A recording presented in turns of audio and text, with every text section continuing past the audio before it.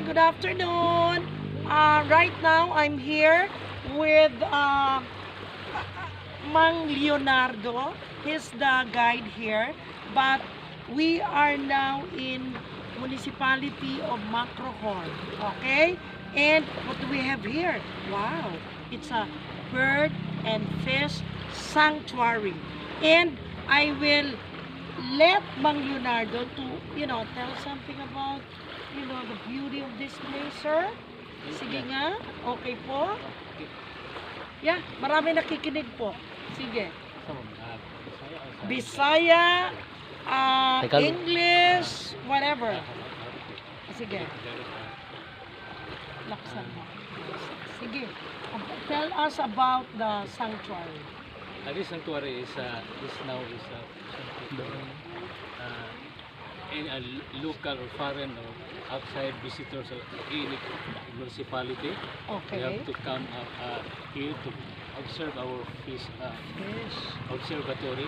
Our common fish. Wow, common fish. Common fish here in the silver species of Leyte.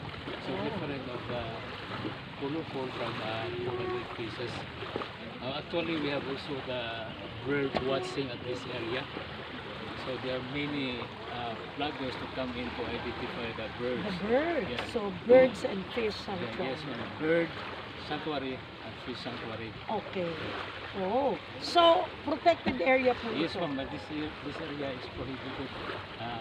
We have also a regulated fishing ground area at the outside buffer zone. Buffer And zone. the inside the zone is the prohibited. Prohibited. So, big fishes are also coming Yeah, out of the no fishing zone, I'm Yeah. sure. Okay. If the low tide is coming down, the smaller fish come in also because the bigger is come down. They go out, Yeah. the bigger, then the small fish will go in. Yeah. So, barter, exchange. So, the big fish, maybe we can eat it already. And the small fish, wow, they will come in Yes, and we because will... during high tide, the bigger fish like some more predator, the smaller fish. Yeah. And the smaller fish during the high tide, we go at the mangrove area. They remain at the old big fish inside the big observatory. Wow, thank you very much, Mang Leonardo, and daghang salamat sa inyong pag-alaga dito. Thank you. Yes. Thank you.